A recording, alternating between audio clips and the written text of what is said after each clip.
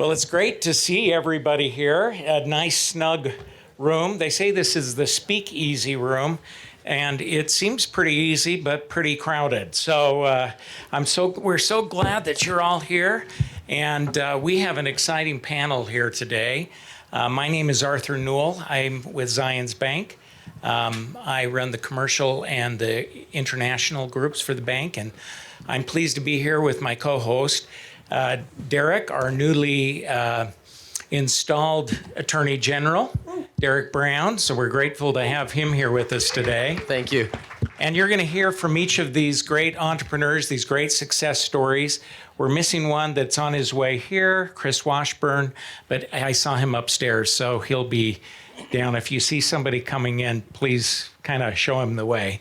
But we are really pleased to be here today and to hear from these great entrepreneurs. So I'll start out with the first question, and we'll just, you can take it in whatever order you want to take it, one at a time, but it has to do, one of the things about each of these brands, whether it's Albion Fit, whether it's Teton Sports, whether it's Ari Bikes, or whether it's Stanley, they have unique and very well-defined brand and brand strategy and recognition. And so I'm hoping that we can focus on that power of branding and how you've been able to do what you've done with creating the branding that you have.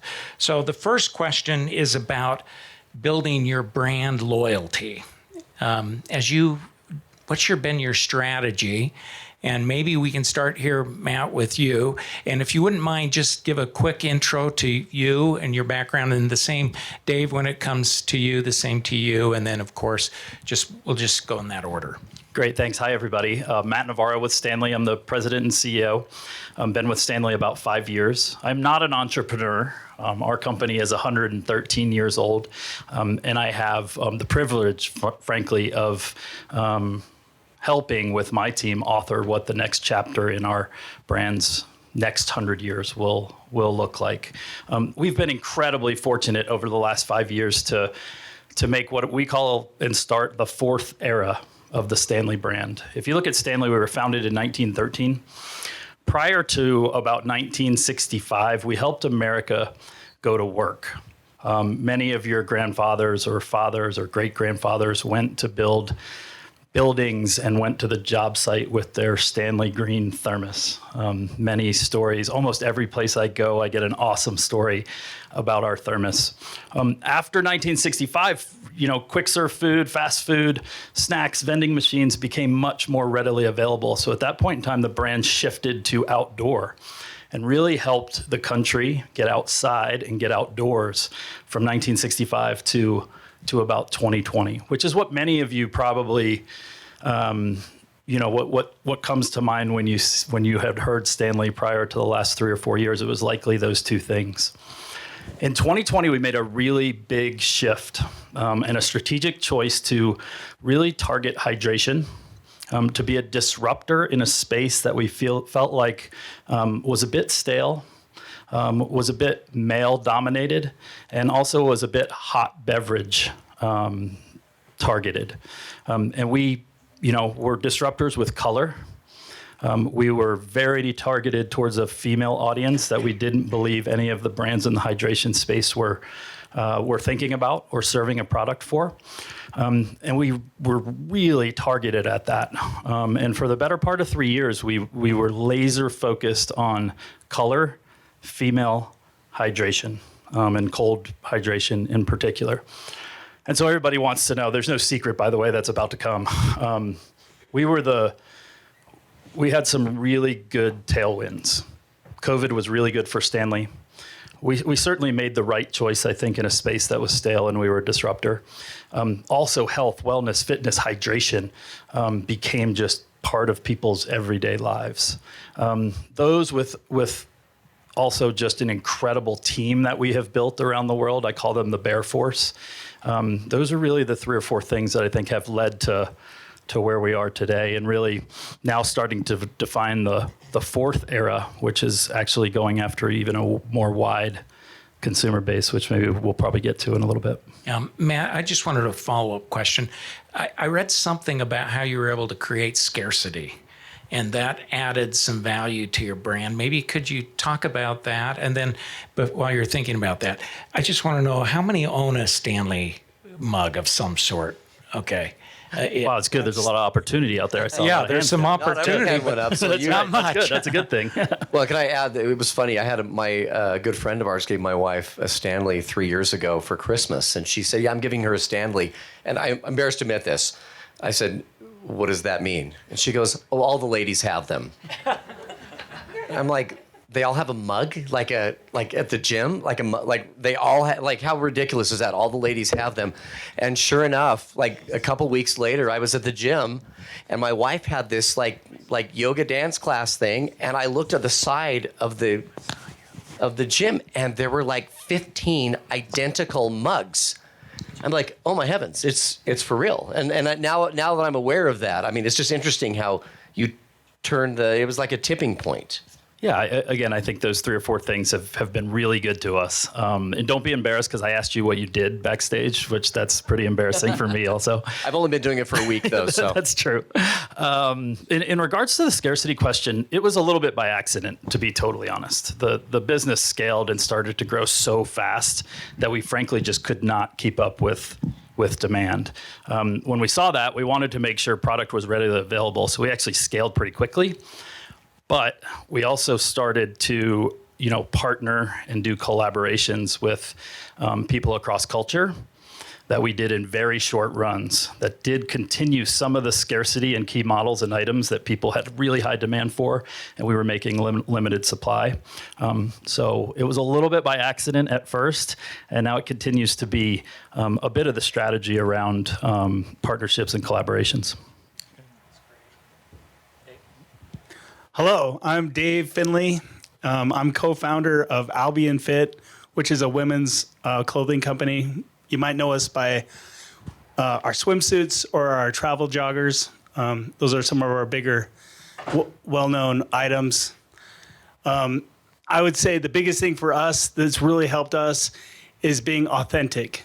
And we built a team off of that, I guess, like, one of the ethos we have is like, would Liz wear what we're making? And that's something that we always come back to. And it's something that really it really gives a foundation to our brand. But I think it's kind of grown now because we have an amazing design team and a core group of people who design our clothing.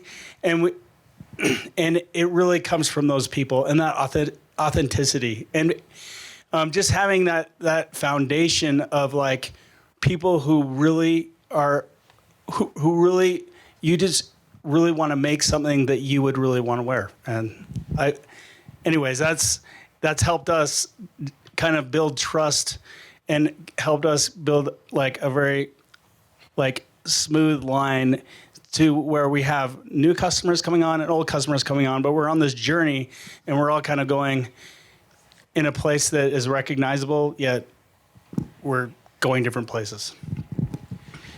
Dave, do you want to introduce Liz? Yeah, Liz? this is, you got the B team today, but Yeah. this is the A team over there. Yeah. Liz Findlay. Yeah. And according to Liz, you're the creative genius behind the whole thing. So, Well, we grew up together. We met working, and so I would say we were reluctant entrepreneurs. We kind of got backed into what we're doing, and that's a whole nother story. But it's nice. I think it really something that's good for brands is really finding people who complement you, because obviously Liz and I are totally different in so many ways. But I think some of my worst weaknesses are like Liz loves to do what I don't like to do, and some of the things that I feel like I'm very strong at.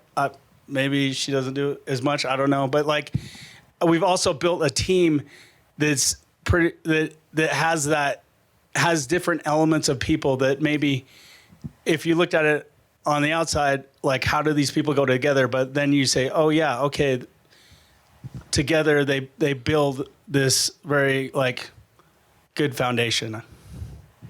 thank you, Dave. Scott. Matt, quick question. How many years have you been at Stanley? 5 years. I started in 2019. What a ride. Yeah, it's been wild for sure.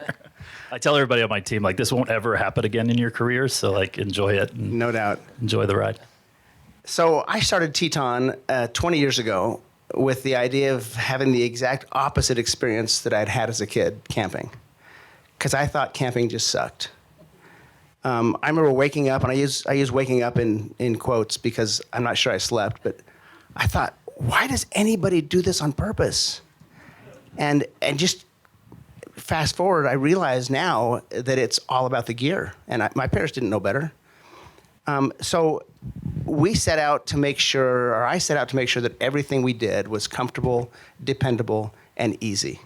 Those were the three uniques, and everything we do, from the building product to our customer service to how we price things, is comfortable, dependable, and easy. And it has made us really focus on the experience that you have camping. Because if you're talking about the product, about the gear, the morning you wake up, it's probably not a good conversation. But if you're talking about last night's campfire or the hike you're about, if you're talking about the experience, that's what we're all about. And so going back to this brand loyalty question, that's how we build the loyalty, is by making sure that every touch point you have with Teton, whether it be the gear, the customer service, everything is about those three uniques. And it just has really bred a very loyal base for us. Great, thank you, Scott. Chris Washburn joined us. He was upstairs in the previous in the wrong place. in the wrong place, but we knew he'd make it here.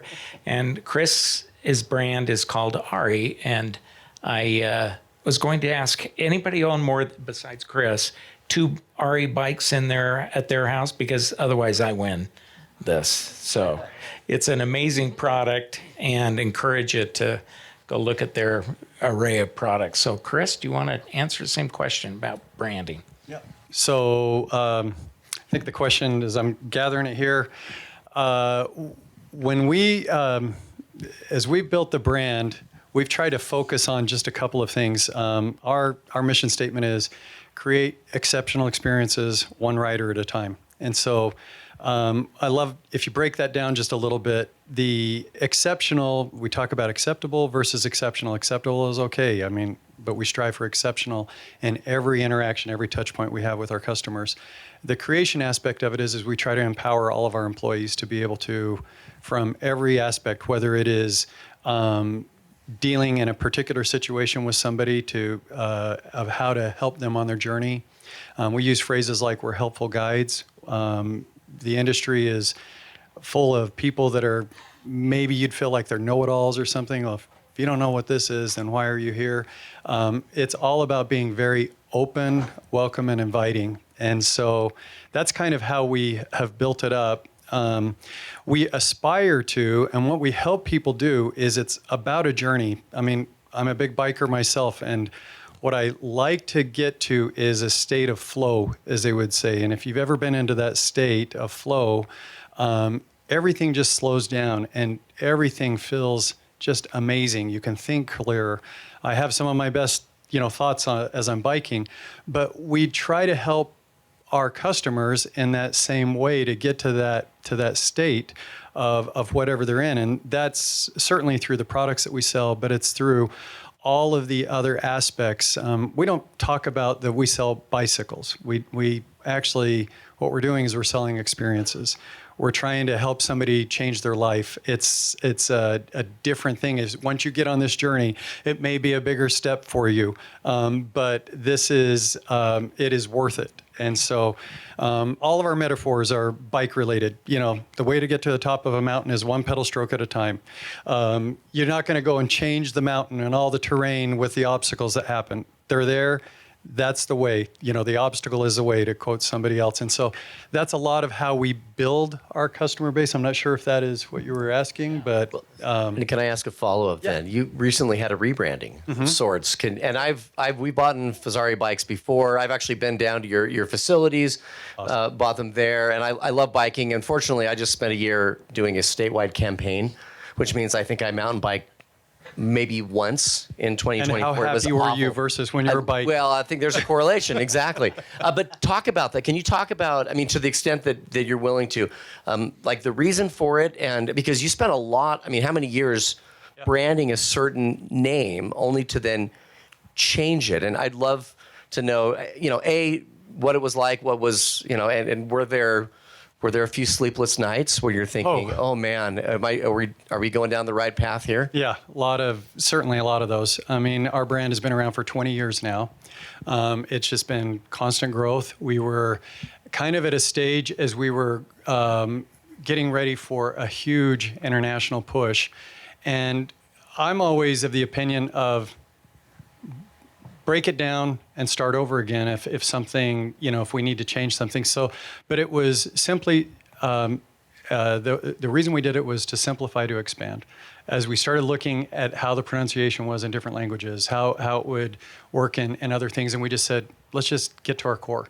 And so the name Ari actually does ironically mean be in the moment. And so it ties into one of our core values, easily pronounceable. And what we do try to do in everything is we have a very complicated product in the sense that, I would love to do a water bottle. It would be so cool. But we have so many different components on there. And so what we try to do is figure out how we can simplify as much as possible. There's so much tech in there. Another one of our things that we always say is we put a lot of tech into our bikes so you can get away from technology out on the trails.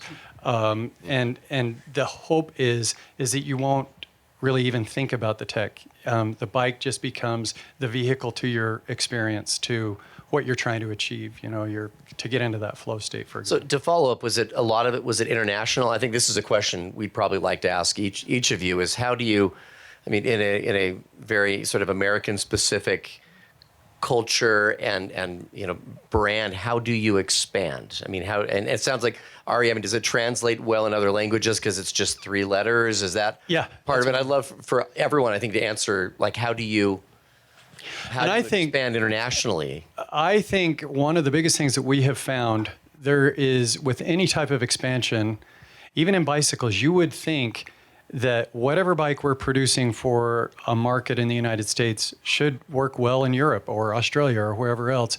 But there are subtleties, and certainly in our industry. And if you go in with just this arrogance of we know everything, you have to look at the market. You've got to understand the market and what really drives that one. And so it goes back to one of our a core that we have also, a core value is we are constant learners. We're always asking questions, always trying to figure out a better way to do something. And so that I think is part of the reason that we simplified that. That helps you with that.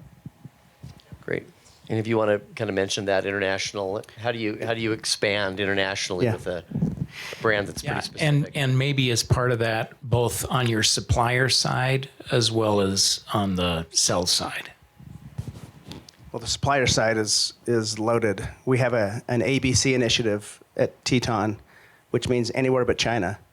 And boy, it's hard. It's hard to get out of that place. Even the stuff that we make in the Philippines, we make a lot of backpacks and hydration packs in the Philippines. The product is sourced. The fabrics are sourced from China. What we do in Vietnam, what we do in Myanmar, the fabrics come from China. It's a stranglehold. But we have this ABC initiative. We've made a lot of strides there. But on the distribution side, I'm with Chris. We have learned that the best way to expand internationally is to hire a master distributor in that region. They know their territory. I think there's a song about that. But got to know your territory. Anybody? The exception being Canada. I think Canada is close enough to the U.S. that we've been successful in Canada without a master distributor. But whether it be Mexico or Asia or Europe or the Middle East, we have a master distributor that we contract with, and then try to get them the product as cheaply as possible. So wherever it's made, we'll fill containers and ship it directly to them. So we're not, shipping it more than we need to. Oh, thank you. we're probably earlier on than these companies, but what I just plug to Senator Flake or the World Trade Center Utah. We're looking to expand in other markets, and that was an organization that we went on a trip with them to England, for example, and we're just, our kids love England, they love London, and we also resonate pretty well there, but we don't really have an international presence. But I would say if you were looking, that was a great introduction, because going through like somebody like that, or finding people in your own area that have these like trade, there's these trade commissions or whatever, looking to them.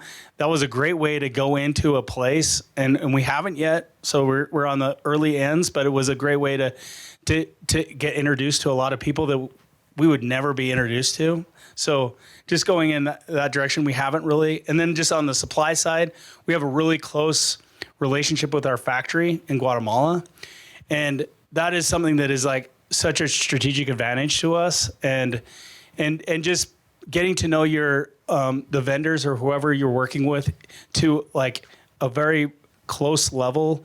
The things that you can the overall experience turns out so much better, especially if you're designing things. Dave, how much of your sales are online versus in your stores? It's like we do have 6 stores throughout Texas, Arizona, California, and here, but still it's like 80%. So we do a lot just direct to consumer, and that's something it's great, because there's a lot of feedback there too. So. Can I add just a quick note? You mentioned the World Trade Center. Those of you who are looking at doing things internationally, you really ought to like avail yourself of that. Jonathan Freeman runs that here in Utah, and so you went to England on the trade mission. So they do 3, 4, I don't know, 5 of these trade missions every year. They'll go to Mexico, they go to Hong Kong. I mean, they go all over the world, and so reach out to them. Jonathan Freeman's great. He started Down East Home, I think was the company. So he has an idea of what it takes to expand, to build, but they do this on a regular basis. So if you look and see, they've got on their website where they're going, and if there are areas that you'd like to look at, it'll take a week of your time, but you'll be with a lot of other businesses and meeting with substantial business leaders in those countries. So, and even things you didn't even know that you probably needed. They're like, here's an attorney to whatever. They kind of anticipate things. So it was great. I third that sentiment. They're great. Miles Hansen before Jonathan. Uh-huh. Jonathan's great. It's a good team. Okay, sorry, I didn't mean to interrupt there. No, you're good. That's good stuff. Yeah, I think similar to what these guys said, one of the things that keeps me up at night, or people said, what are you most worried about? For me, it's how fast can we diversify? And it's diversification of category. It's diversification of consumer. It's diversification of region. And then it's diversification of our supply chain. And so 25 through 27, it's a big part of our plan. None of that's probably surprising or like earth-shattering. But we're very invested in North America. Our business is highly concentrated in hydration today. So that's where like region and category comes in.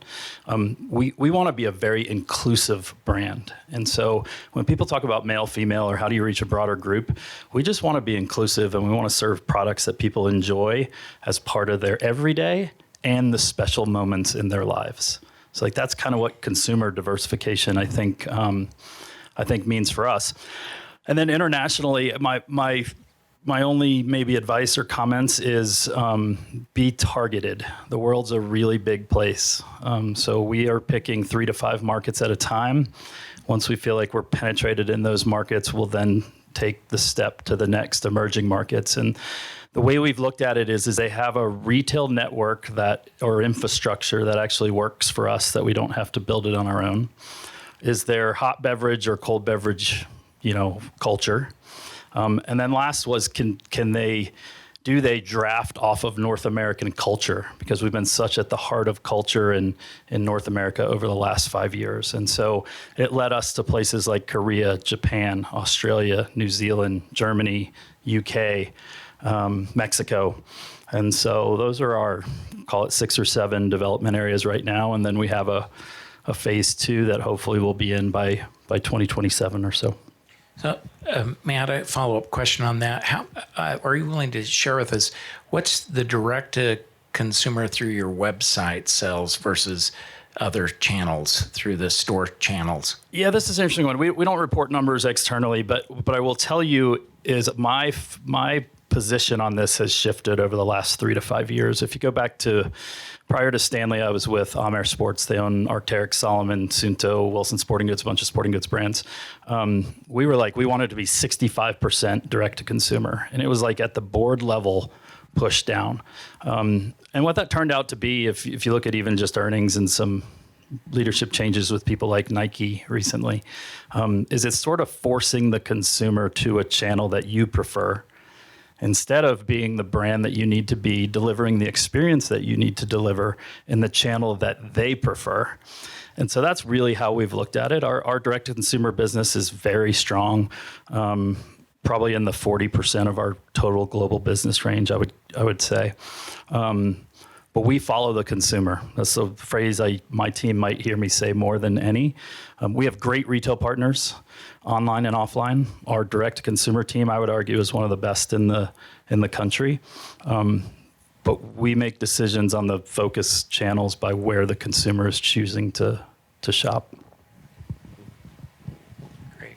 Let me add, how do you measure, or in terms of numbers, how do you measure the loyalty of the brand? You know what I'm saying? Because there are some of these brands like yours, individual, like that's all they buy. You know what I'm saying? And once they're there, that's what they look for. They probably don't look for a competing product that, may be comparable in quality but cheaper. How do each of from your standpoints, I'd love to hear how you measure that brand loyalty, because there is a level of strength, right? And we've seen that with some of these Utah companies. Davis Smith's a good friend of mine. He started Cotopaxi. My family has all sorts of Cotopaxi stuff, and we're loyal to the brand. We, and it's something that we like, but there's more than just the style. There's something about the brand, and I don't know if you feel an affinity towards the brand or whatever, but it's more than just, well, it works for me, right? There's some sort of emotional appeal. How do you quantify that and then magnify that? Yeah, I mean, I can start. That's a really hard question. We could do a whole seminar on that probably with this group, and we could all learn from each other. I think it's really hard. What I look at most is, I say, the consumer wallet, where are consumers spending their money in our category and on what brands. We get pretty good data on that. So it's a bit of the scorecard for me, even more than what our revenue and earnings are, because to me, it's the crystal ball, what consumers are shopping for today and what our sales results are in stores and online ultimately leads to revenue and earnings probably 4 to 6 months from now. So that's a little bit more, that's a little bit maybe granular, but it also does give me a really good view of brand health. We also have a really close connection with consumers through our social channels.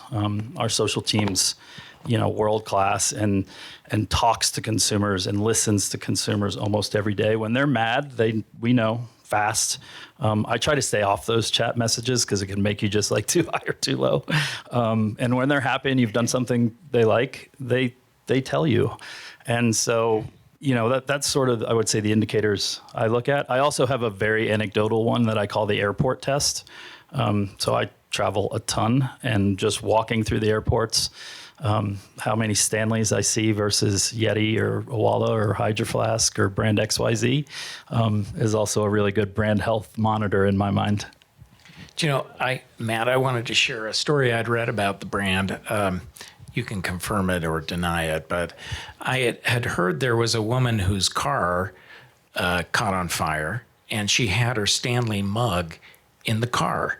The car burned down, but the Stanley mug stayed together and kept the beverage cold that was in there. It's true. There was still apparently ice in it. It's true. If you still ice in it, really? Yeah, it's on all social media now. It was originally on TikTok, which if you're looking for it on TikTok, look fast, because that might not be there soon.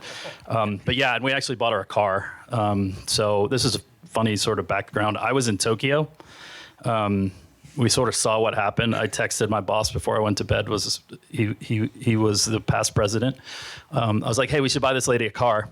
I went to sleep. I woke up the next morning and we had bought her a car. So that's how it happened. That was the level of analysis that went into And is it. the mug now in like a museum, the Stanley Museum? No, I think we let her keep it. There was still ice in it though, frankly. Yeah, it's pretty fun.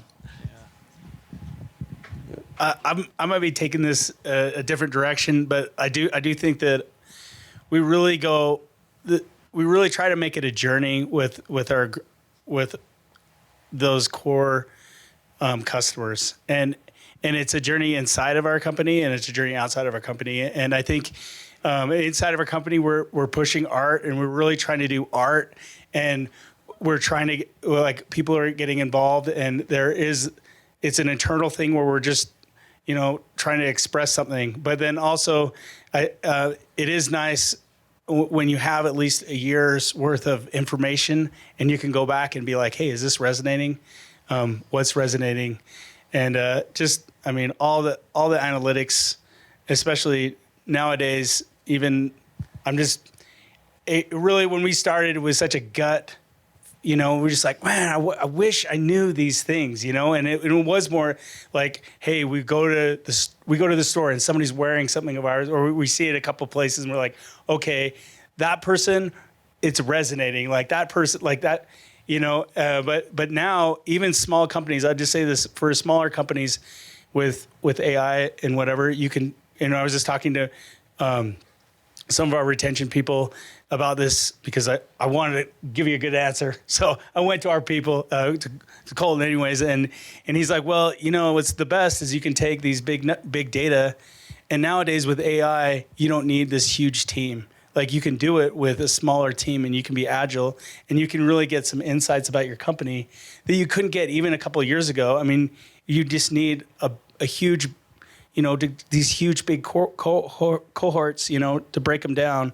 It was really hard to do, but now you can do that, and you can get insights you couldn't get even if you're a small company. Yeah, I'll take on this question. Not with a good answer though. It's hard, and I've asked this question of my VP of brand, who's sitting right here in the audience, and he's brilliant, and he has a hard time answering it too. There's a lot of measurables out there that are just difficult to find. Probably the biggest one that I have followed for years is the reviews on Amazon. They're public facing. We can see what they say. We can see how many there are. We're one of the first vendors outside of CDs and books to sell on Amazon, and so we've got a deep presence there. That's what I look at. But Jeremy here in the audience and our VP of sales are like, we can't be so Amazon centric. So we have two other channels. Obviously, our business to business, our B2B business with retailers like Sportsman's Warehouse, Cabela's, Bass Pro Shops. You can get. It's hard for us to get the consumer loyalty, but we can get the client loyalty just by how often they reorder and how many year after year after year they're carrying our product. That would be my answer. And then we have a D2C business. Like Matt, we don't share numbers publicly, but this is a pretty intimate group, so I'll tell you anyway. We only do a couple 100,000 a month on D2C, so it's really nothing. We haven't figured that out yet. But like you, we go where the consumer wants to buy, and that's mostly our B2B business and marketplace, Amazon. One thing, if I could add one thing to that, on the D2C has also become really expensive for consumer retention. So 10 years ago, when everybody was pushing to make sure a high percentage of your business was D2C, is because the profitability was so much higher than through retailers. And I don't want to speak for everybody, but for most businesses, it's becoming much more expensive to connect with customers on your own. So that's a big reason why I think that's a little bit muddier than it was 3 or 4 years ago. I think for us, if I could boil it down into one thing, it would be word of mouth. If you have customers talking about you in a positive way, that shows loyalty. That shows, how you're going about it. How do we affect that? We can do two things. I mean, we can innovate. You're going to constantly have to innovate to keep the customers coming back. And the second thing you're going to do is delight the customers. If you delight them, you will get them to come back and they'll be talking about you versus somebody else. For us, we're a little bit unique because we're a big purchase item. I mean, an average order price of $5,000 to $8,000, and so they may not come regularly, but we pride ourselves on about 2/3 of our business is repeat or referral business, and so that's one of the ways that we measure how well we're doing is our customers talking about us to others. Are they excited enough that they are either going to buy another product from us or tell a friend about it. And the only way that we can do that we found is just over-the-top service, over-the-top communication, putting ourselves into their shoes and trying to elevate the experience. Well, we've got we'll transition to Q&A here in a bit, but one more question before we do. I wanted to ask about how do you, if you will, future-proof your brand? And part of that answer that I'm curious about, because all of these brands are really good at innovation, and balancing that equation, how do you innovate and keep your brand fresh in the future going forward? So, Chris, do you want to start? I think it goes back to if you are not innovating, you are dead. And so the way you're going to future-proof is on all levels. And somebody might look at innovation and think that it's solely in the product, something that you're doing in the product. And that certainly is an innovation, but it's going to be in your systems, in your communications, in the way that you introduce yourselves, whether it's in person or on a website or any of those type of things. You have to be kind of aware of where things are going. And then I think ultimately also is you've got to be true to yourself and to your identity. People will gladly stay with you if they resonate with the brand to the point that they feel a trust, a loyalty. And that is built on so many different levels, from just the products that you're creating to also the interaction that you're having. I'm always worried about the one interaction that maybe didn't go well, and that's the one that gets out on the internet or something, And but I also am an optimist, and I always look at it as like, we're doing the right things over and over again, and it always comes out in the end. If you just have core values that are going to propel you forward, you'll have a brand that will stay. I believe that. Yeah, I totally agree, Chris. There's a few things we don't innovate, and that's our core values. They don't change. Our three uniques, they don't change. And I think that as you're innovating, it's so critically important to stay true to those core values.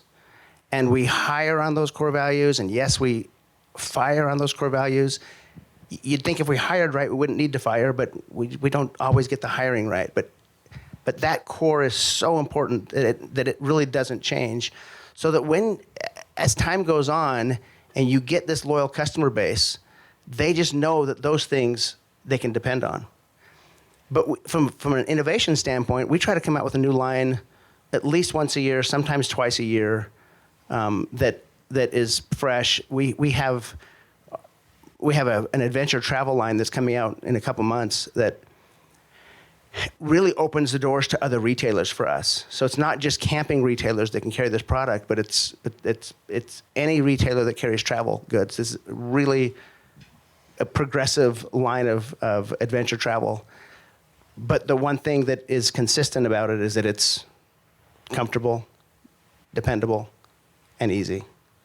And so you have to combine the two of keeping, this foundation and making sure you innovate above that, but the foundation just doesn't change. I mean, those. I'm not going to say it better than these two, and that's exactly. I feel the same way. I'm just going to give you a couple examples of.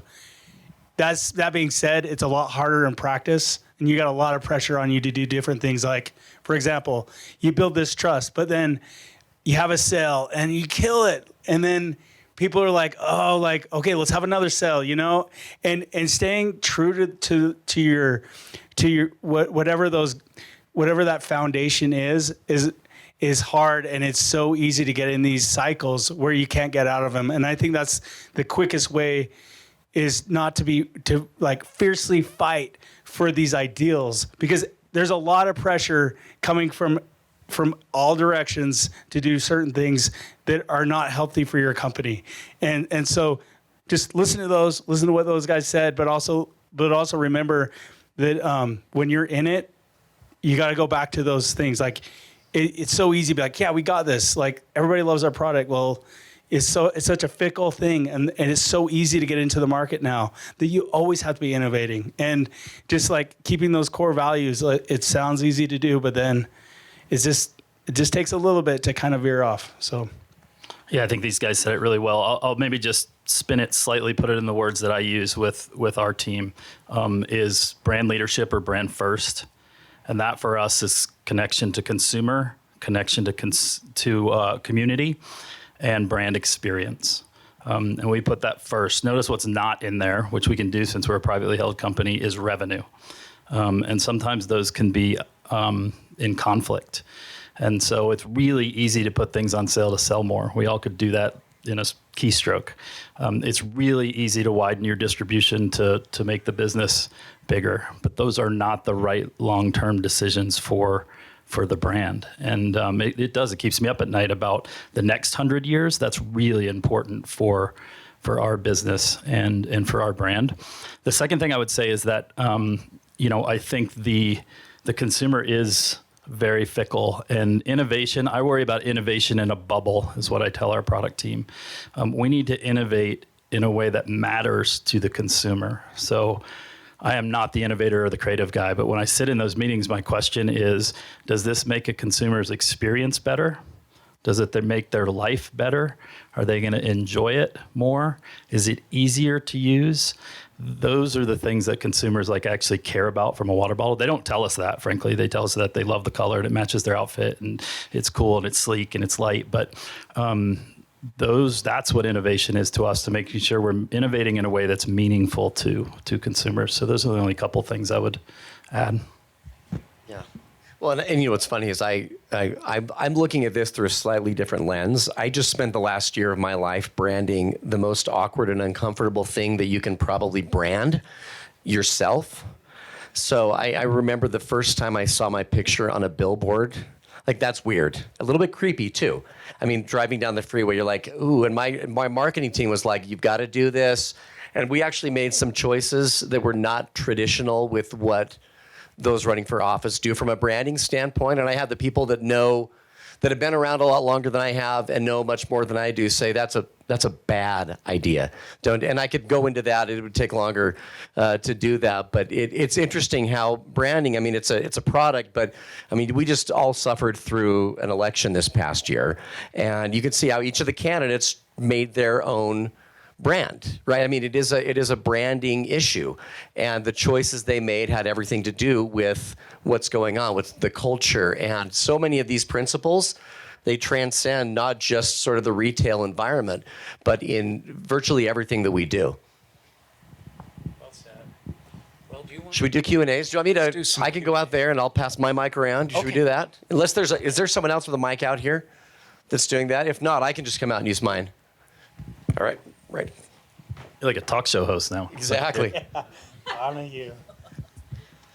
Chris, I've got a friend named Ari Clow, and he's a professional triathlete. I think he'd be a great guy for you to chat with. Tell us, send him our way. But I'm curious, like when you think about like influencers, athletes, obviously the Olympics is big. And then obviously with social, with Instagram, like he's also like a musician on Instagram and like is building up his brand there as well. But I'm curious, how do you think about influencers and social? We actually do a lot with that. We have it on 3 levels. We'll do a lot of athletes. In fact, we just won the Enduro Championships. We've had just great teams that have done a lot on the athlete side.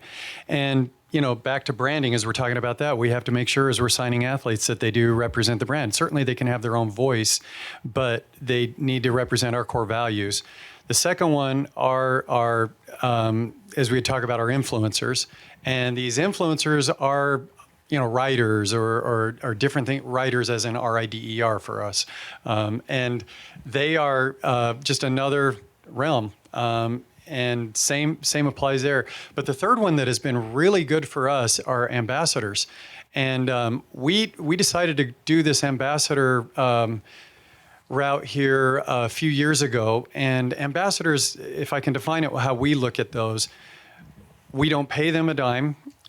We want them to be completely transparently loyal to the brand, and they have to just love the brand. And so we do have a couple of events through the years. One is always at our headquarters, where they'll come from all over, but they come on their own dime when they get here. Of course, we'll feed them dinner and whatnot. But that has been one of the best things that we have, is just voices that are out there that, can speak about our brand that are not necessarily us. And that has been a really good thing that we found. I heard from somebody one time, and I've really thought about this a lot. One of our influencers has 6 million followers on Instagram. And I thought, oh, that's so cool. I wish we could get that big. And I said, how did you grow it? And he said, never focus on the mass, always focus on the one. And if you can focus on the individual or a group of individuals, you'll be able to grow it more. You cannot be all things to all people. You focus on what you do well, and that will grow your influence out there, I think. Hope that answers your question. Thank you so much for all your answers today. It was incredible to hear your stories of your companies and brands, especially. And a lot of your brands actually been in business for many generations and years as of now. How do you maintain that generational shift from, 100 years ago, 50 years ago, 20 years ago, which in this super fast speed environment right now, like changing so rapidly? How do you maintain that value for different clients, different consumers over the years? Yeah, With 100-year 100 years is tough, right? But there's one thing that has remained the same for 100 years, which we refer to as built for life. It's better business, better life, better world. So we want to build a business that's sustainable and will be there for generations to come. We want to create a less disposable, more sustainable life and world. So we will, in today's world, what that means is eliminating single-use plastics. We're really committed to that. And then it's also making sure that we're making a product that's better than anything else in the market, will last longer, and has the Stanley name, which equals quality. And those are things that, if you look back in like our archives, go way, way back. Maybe not to William Stanley in 1913, but a long time. And fortunately for us, every leader along the way has really held that as core to our values. I had 8 kids, hoping that one of them would be interested in a succession plan. So far, none of them are. I got a couple left that might be, but yeah, I don't have an answer for that one, except maybe adoption. Marry somebody. Good answer. I'm already married. They could marry somebody. Good point. Thanks, guys, for doing this. Curious, beyond your own brands, is there a brand that you're most envious of, and why? And maybe that can be a quick answer for each of you. I actually really liked that he said Arc'teryx. That was, I like Stanley too, by the way, but Arc'teryx is a cool brand. Usually I am wearing On shoes for whatever reason, so those are a couple brands that I really like. Yeah, if I could change that word from envy to admire, then I'll answer the question. You mentioned Davis Smith and Cotopaxi. I really admire his story and what they do as a business, how he got started. I admire how they adhere to their core values. It's just a company, and it's interesting. I don't look at what others might think as competitors as competitors. I don't consider Cotopaxi a competitor, even though we share some of the same space.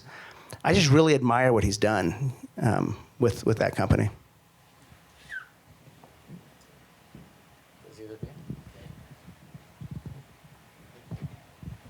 Any other questions? I'm going to make my way to the back. Go ahead and answer. I'm going to wind my way to the back. Mine's actually not in our space. It's the company I probably spend most of my time with over the last 3 years, which is Delta Airlines. And I use Delta as an example in our building, maybe more than any other, because I think in a space of really bad experiences, they do a really nice job with experience. And they're still innovating, right? I'm gonna just Totally, yeah. I totally admire them too. And I was coming back from Guatemala yesterday, and like their menu, it changes. But like why would you have to do that? Like, who are they competing with? You know, they're not. I don't think there's no other experiences that's even close. But I do like that attitude of just like, we're gonna do the best thing we can, and it's not just a little better than somebody else. Because in the end of the day, like we're talking about longevity here, and I think that if you have a group of people that's what they're doing, and it's like, in our company, it's like everybody, like we all have these designs. We make like 10% of what we actually design, and it's like it's so cool, but it is like. We're just working in there to try to make the best thing we can, and we want art, and I think, anyways, I admire Delta too. I just had a question about innovation. I know that we're here at the summit, and I really appreciate everything that you gentlemen said today, but I'm curious, within each of your individual industries, what's something you're excited to innovate toward in the next 5 to 10 years? Well, I can talk about that in our industry. It's funny. I think one of the biggest changes that bicycles have been around even before the car. And yet, if you were to look at a bicycle of a few years ago versus even today, they're a world of difference. One of the biggest things that we have found, and we deal in the performance bicycle space. It's not necessarily the ones that you would, go anywhere else with, but I've just blown away of how electric has tended to be on almost everything. I mean, it went from 20% to 50% just this year from last year for us. And the only thing that I can be pretty sure about is there will be a lot more tech in bikes and a lot more I would be willing to bet that almost every bike at some level is going to be electric. We already build them where they're just slightly electric, all the full electric, so I think that's one of the things in our industry that will happen. Yeah, I can answer the. It might sound cliche right now because it's the topic du jour, but you wonder how can AI and camping equipment, get along. Well, the answer, and we're embracing this, is that the consumer especially the consumer that doesn't buy in person, where they can touch and feel the sleeping bag or the cot or the tent, they want to experience as close to that as possible. And so we're discovering that with the technology, we can help them see all the various angles of the product, and they can control the look of it. They can even go inside and see what's inside the backpack. And so I think AI is just beginning. You guys all agree with that. But that's how we are embracing the latest, technology, even in the camping space that doesn't have a whole lot of innovation.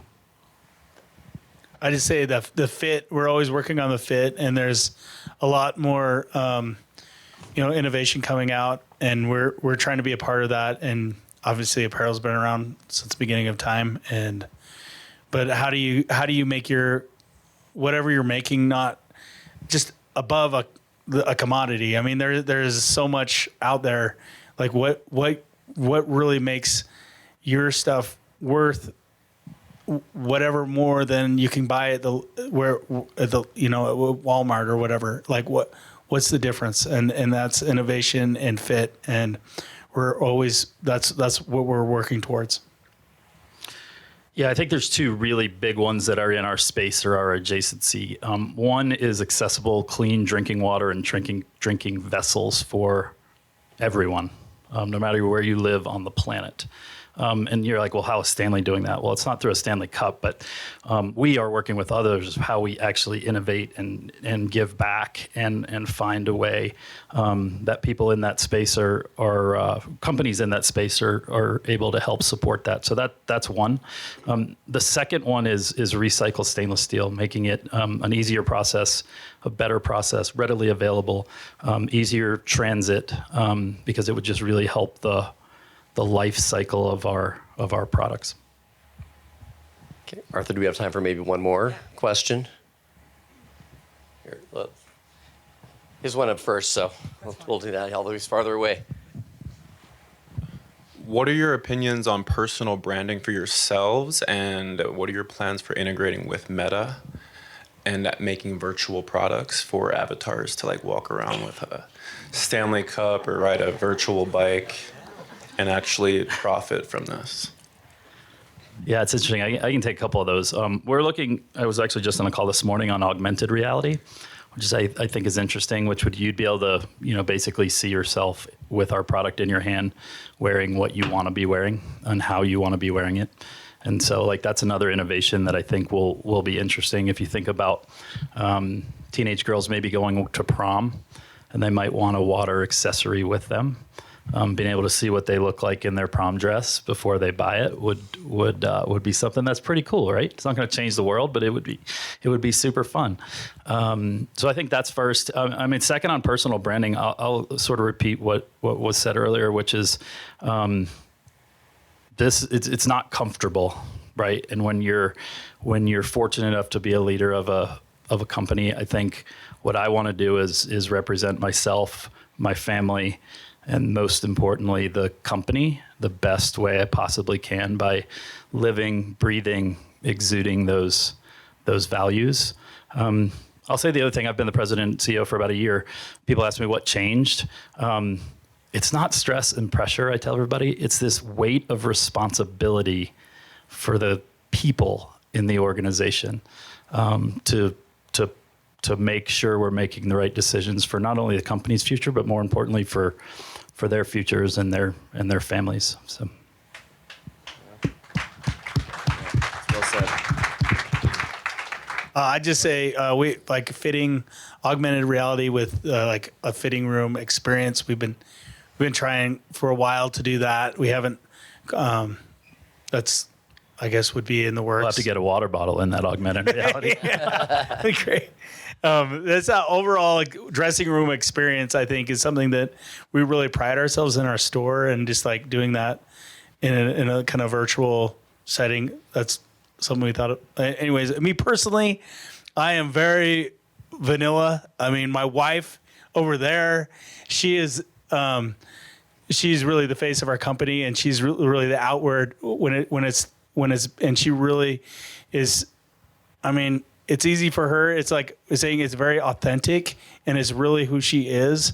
And I think like personal branding, whenever you're like, you're going to start a company or whatever, I think that's the easiest way to do it is you don't try to be somebody you're not, or don't try to whatever, just be you, and people will love you. But also it's just easy. It's easy to wake up. She does stuff all the time, and it's not like she's changing anything. She's just like getting in front of a camera and being herself. And she's pretty amazing. And that's who she is. But at the same time, it's that authenticity is what really makes it work.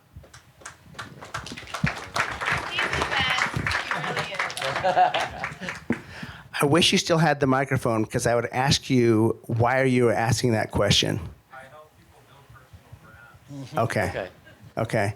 So I think my last answer kind of answered the technology question, the AI, augmented reality. But in terms of the personal branding, I have come kicking and screaming into this concept. I have loved flying under the radar. I hate being in front of the camera. But we hired a PR firm about 3 months ago. And one of the things that they've talked to us about is being on podcasts and Good Morning America, and just being a thought leader in this space. And I'm like, well, I'm surrounded by an incredible executive team. I'll just let them be that. And the answer from the PR firm is no. People want to hear from the CEO. People want to hear from the founder. And so I'll do anything for my company, but the personal branding piece in and of itself matters nothing to me. But if it helps the company, I'll do it. And so you'll see more of that from Teton coming out because, we just hired this PR firm 3 months ago. But just know how uncomfortable I am with it. Ditto. With that, as far as some of the first question that you asked too, it's funny. We actually all of our bikes are custom built for the individual, and so one of our things that we'll say is we can guarantee a better fit for you if you're in New York or Florida or wherever, versus walking just into a local shop and getting it, and somebody saying, "How does it fit? Does it feel good?" Because we will take a series of measurements from everybody, their arm length, their inseam, their torso, their height, weight, everything, and so we'll dial the bike in exactly for them. So in many respects, we've kind of done that. But I don't know that we will ever get to a virtual reality bike ride because we are trying to get people out of that into the real world. There's enough of that now. So. Well, and I just to piggyback on the AI comment, I mean, it used to be, I think, 24 months ago, the utilization of AI and its capabilities was sort of a luxury. I think it's now becoming a necessity to compete in virtually any industry. I mean, one you may not think about, not to sort of derail things, but as the Attorney General, I run what's effectively the largest law firm in the state. We have about 600 people, 300 of which are attorneys. And about 2 or 3 years ago, I was of the mindset that if you use AI for legal work, and I know a lot of you use lawyers on a daily basis, and you're really tight with your lawyer because you sort of have to be in the world we're in. But I used to think if you're using AI in the legal practice, you're likely going to commit malpractice. You got to be careful. I've now completely shifted. Like if your lawyer is not using AI as a part of his or her daily legal practice, they may be committing malpractice. Or billing you for things that they shouldn't be billing you for. You know what I'm saying? Like it's a completely different mind shift. And it's interesting how each of you at one point in time today has mentioned that utilization for something that you may not think would have application to the brands that you have. So. Well, thank you to everybody. A great group. Thank you to this panel. Derek, thank you for you. Big round of applause for them. Thank you. Have an amazing day. Thanks for being here today.